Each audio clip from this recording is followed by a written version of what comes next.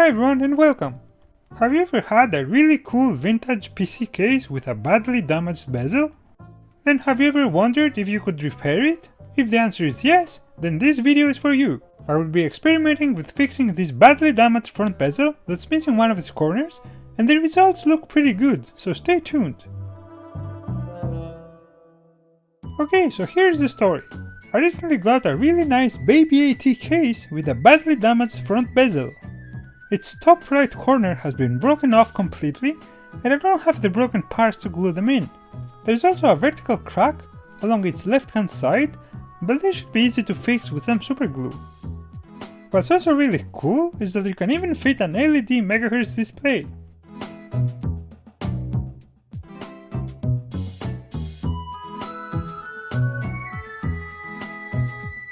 So I considered my options. I could leave it as is, because as we all know, these are battle scars and tell a story about this particular computer. But then the story is more likely that it was just dropped in shipping or just mishandled at the e-waste place. I could try to fill the missing corner with some epoxy or some other material, but then the color would not match, so it would probably look worse. So I would have to paint over it, but color matching the bezel's color is very hard, so I would most probably have to paint the whole bezel, not just the repaired corner. But then I would have to be super careful about not painting over this grey section in the middle, but the transition to the painted section is gradual, so that might be a bit tricky. Also, paint is not as durable as bare plastic, so any new scratches will show pretty bad. So painting doesn't look like a great option either. This is usually when I give up, because I don't really care too much about how these old computers look. But this time I want to explore one last option, which looked quite risky, but if it worked, it would probably be better than any of the options I discussed earlier. So the idea is to use ABS slurry to fill in the missing corner.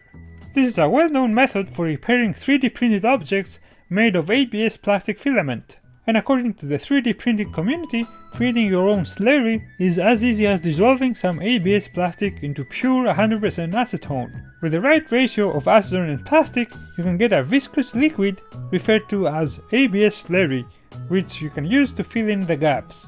This looked pretty promising in theory, but I had never tried it before, and I really don't like messing with nasty chemicals like acetone and plastics. At this point, I would like to stress that I don't really know what I'm doing. I'm just improvising or repeating what others have done in some videos on the internet. When messing with acetone and plastics, you need to take the necessary precautions because there are serious health risks involved. So please don't treat this as a tutorial of any sort. Please wear protective gear, only try this in well-ventilated places, and take all the necessary precautions as advised by actual experts. Okay, first of all, this only works with ABS plastic, as far as I can tell, but the chances are that your front bezel is made from ABS. But how can you tell for sure? I don't know, but according to some videos on YouTube, if it dissolves in acetone, it's probably good. Now you may ask, what would you use as a sacrificial plastic to make the slurry? Because in the case of 3D printing, you can just use your filament. Well, you could use a spare front cover of a drive bay, but in my case these are missing. But I was lucky, there is this placeholder part for the LED display that is pretty beefy and should contain enough plastic to fill the missing corner. So first I need to cut it into smaller chunks, such that they don't take too long to dissolve in acetone. Oh, and make sure you use a container that does not react with acetone. Glass is a safe option, but I think there are some plastic containers that would also work, but I'm not sure how you can find one that's safe. Also, the container needs to have a good seal and be airtight, because acetone evaporates very easily, and we need to let it sit in the container for quite some time until the plastic dissolves completely. And don't worry, the LED display cover still works. Oh, and I should have done this earlier, but here is what it should look like when adding a small chunk of plastic into acetone. You also need some sort of stick to stir the contents. I used a coffee stirrer, which is made of wood. Now I'm adding the rest of the plastic chips, which I cut them into even smaller chunks to get them to dissolve faster. You can clearly see it dissolving, which is what we expect. Now we need to create a mold for the missing corner. I can use the left hand side corner as the original and use hot glue to make a mold. I'm adding some lubricant like Vaseline to the plastic, which should help me remove the hot glue after it sets.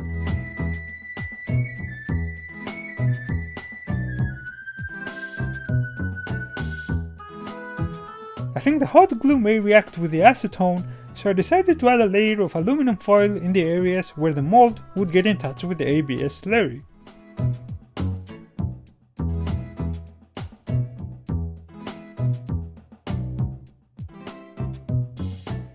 We may be able to replicate the texture of the plastic too, so I'm pressing against the foil with my fingernail to capture the texture.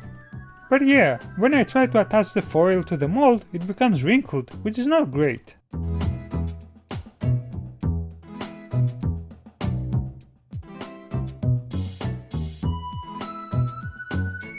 So I decided to redo the mold by first attaching the foil to the plastic and then adding hot glue on top.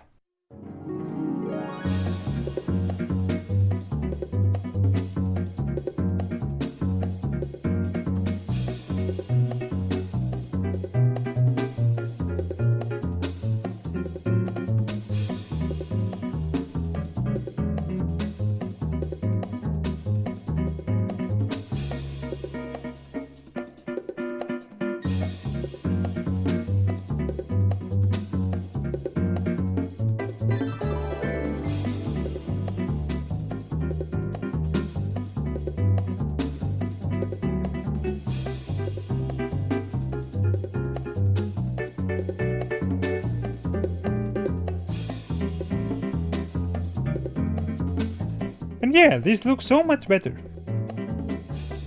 I think it also captured the texture pretty well. I'm removing some excess glue, which should help with pouring the slurry. Now let's attach the mold to the broken side.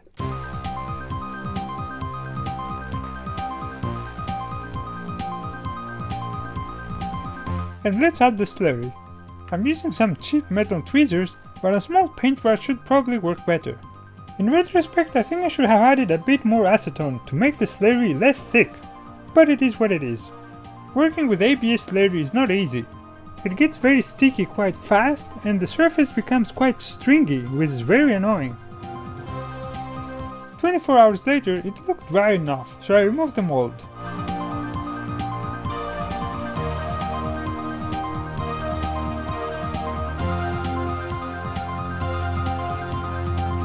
But yeah, it seems that the slurry was a bit too thick and I can already see some gaps.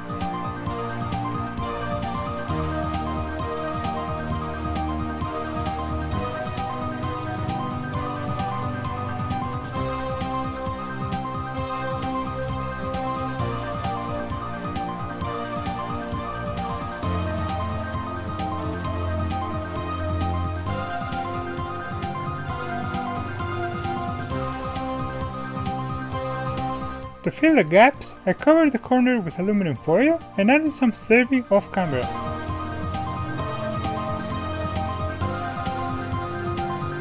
It takes several days for the slurry to dry completely, which is a bit annoying.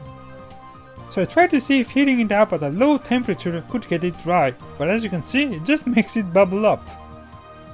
But the good thing is that while the plastic is not completely dry, you can easily reshape it with a tool or with sandpaper.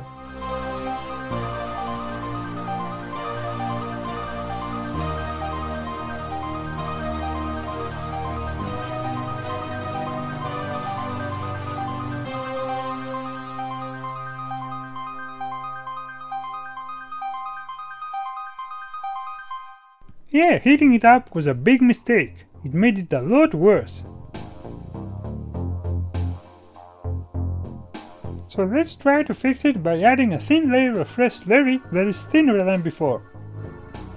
Also, you can tell that the colors don't match completely because the bezel is a bit yellowed.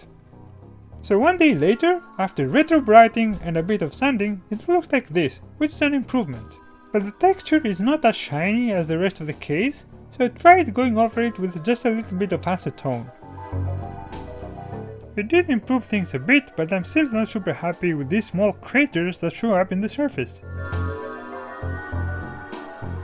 To fix them, I had to apply thin layers of slurry, let it dry for a day and sand it.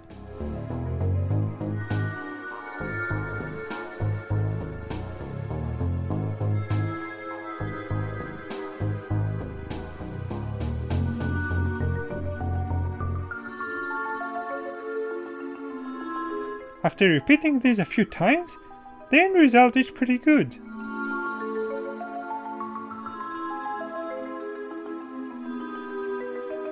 Okay, that's all for today. I hope you enjoyed this experiment, and please let me know in the comments if you have tried this yourself or if you know of some alternative ways of fixing these plastic parts. And as always, thanks for watching and goodbye.